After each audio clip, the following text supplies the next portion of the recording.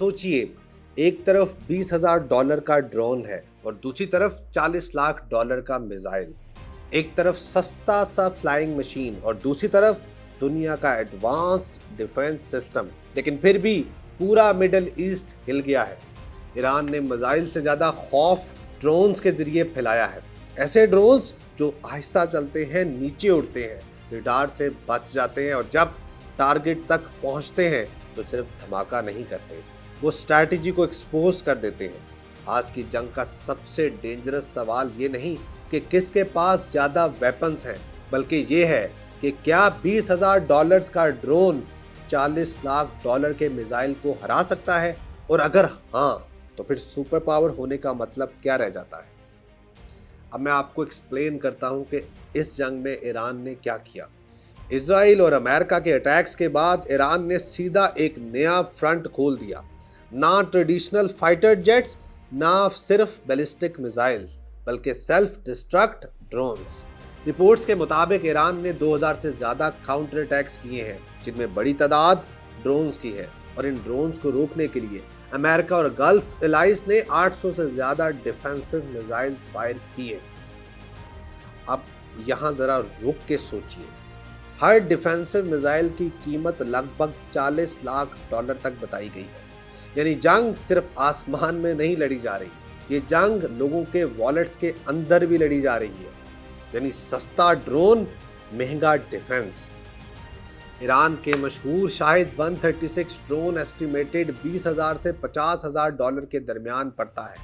मतलब ईरान एक ऐसा वेपन यूज कर रहा है जो कंपैरेटिवली सस्ता है, मैस प्रोडक्शन में बन सकता है और जिसे भेजना भी आसान है। लेकिन उसे रोकने के लिए पेट्रियट जैसे सिस्टम्स इस्तेमाल हो रहे हैं जो बहुत महंगे हैं। ये बिल्कुल ऐसा ही है कि कोई आप पर पत्थर फेंके और आप हर पत्थर को रोकने के लिए सोना फेंकना शुरू कर दें। इसीलिए ये वॉर सिर्फ मिलिट्री वॉर नहीं, कॉस्ट वॉर भी है।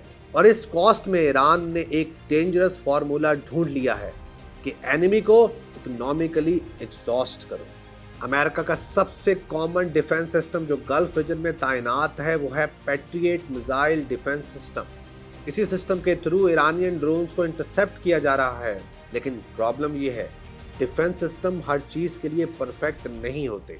चार्ल्स क्लोवर के मुताबिक ये जंग अमेरिका और उसके गल्फ एलाइज के लिए बहुत मुश्किल साबित हुई है। क्यों? क्योंकि एक तरफ ड्रोन्स की वेव आ रही है और दूसरी तरफ मिसाइल्स लिमिटेड हैं, कॉस्टली हैं और उन्हें रिप्लेस करने में भी टाइम लगता है। यानी सवाल सिर्फ ये नहीं कि ड्रोन गिरा दिया गया, असल सवाल ये है कि कितनी देर तक गिराया जा सकता है।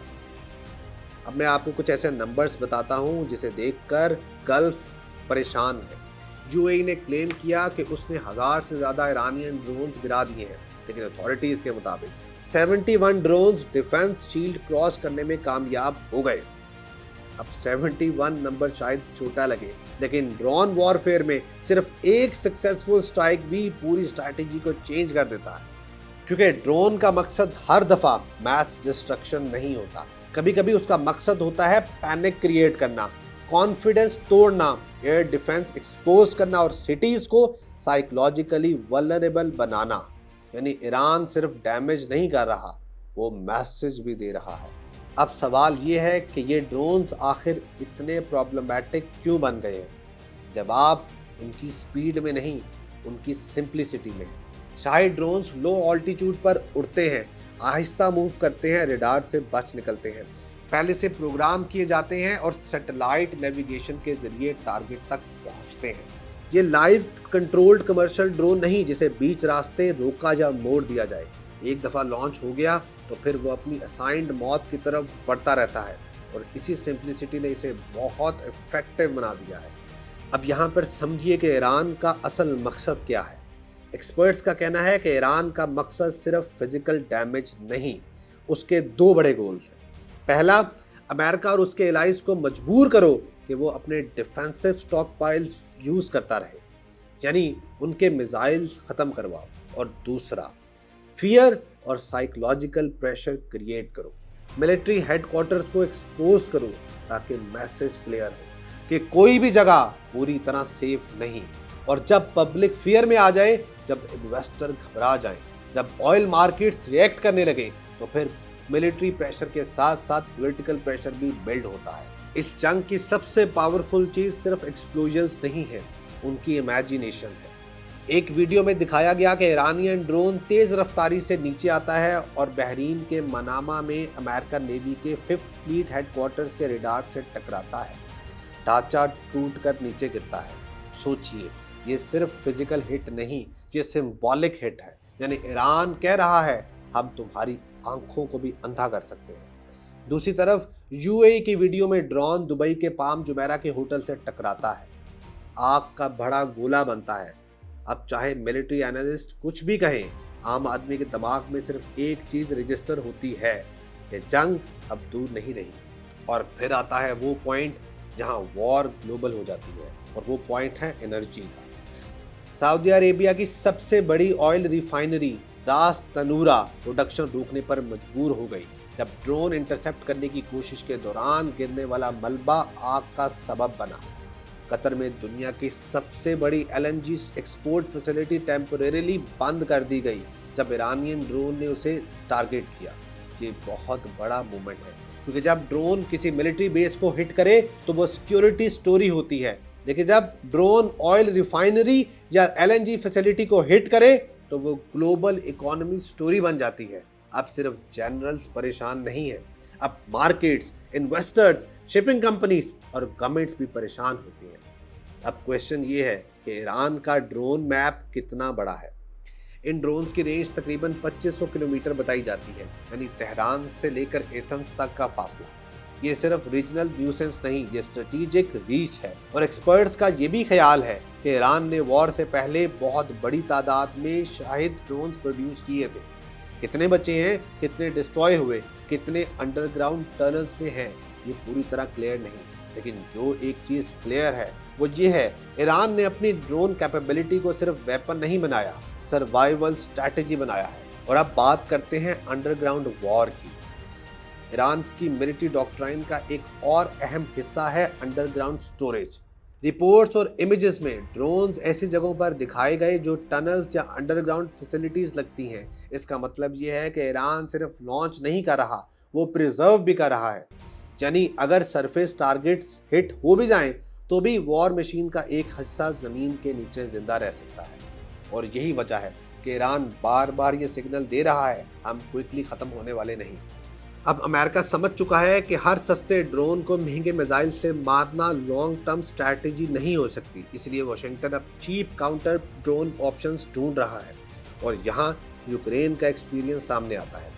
यूक्रेन ने ऐसे ड्रोन्स डेवलप किए जो दूसरे ड्रोन्स को डिस्ट्रॉय कर सकते हैं। ये रिलेटिवली स्लो हैं मगर इफेक्टिव साबित हुए हैं। अमेरिका अब उन्हीं लेसन्स को यूज़ करना चाहता है। एक नया ड्रोन सिस्टम लॉन्च किया गया है जिसका नाम है लूकास, यानी low cost unmanned combat attack system. Estimates के मुताबिक इसका एक ड्रोन लगभग $35,000 का हो सकता है। यानी अमेरिका अब कह रहा है, अगर ईरान सस्ती जंग लड़ रहा है तो हमें भी उसका जवाब सस्ती टेक्नोलॉजी से देना होगा। सबसे खतरनाक बात, लेकिन इस पूरी स्टोरी का सबसे डेंजरस हिस्सा अभी बाकी है। अब तक अमेरिकन फोर्सेस पर सबसे डेडली अटैक भी ड्रोन्स के जरिए ही किया गया। एक ईरानियन ड्रोन कुवैत में एक मिलिट्री बेस के अंदर जाकर फट गया और 6 अमेरिकन सोल्जर्स मर गए। ये पॉइंट बहुत इंपॉर्टेंट है, क्योंकि इसके बाद ड्रोन सिर्फ न्यूसेंस या डिस्ट्रैक्शन नहीं रहता, वो डायरेक्ट लीथल वेपन बन जाता है। और जब एक low cost drone super power के सोल्जर्स को मार दे तो दुनिया की तमाम आर्मीज एक सवाल पूछती हैं कि फ्यूचर वॉर का किंग कौन है, जेट, मिसाइल्स या सस्ते ड्रोन्स। अब मैं आपको बताना चाहता हूँ ईरान के 6 मंथ वार्निंग की। ईरान के रेवोल्यूशनरी गार्ड्स ये कह रहे हैं कि वो कम से कम 6 महीने की शदीद जंग कंटिन्यू करने की सलाहियत रखते हैं। और उनका क्लेम है कि 200 से ज़्यादा टारगेट्स को हिट किया जा चुका है। उनमें से तकरीबन 60% अमेरिकन बेसिस और इंस्टॉलेशंस और 40% इजरायली टारगेट्स हैं। साथ ही ये भी कहा गया कि अब तक ज़्यादातर फर्स्ट और सेकंड जनरेशन मिसाइल्स यूज़ किए गए हैं।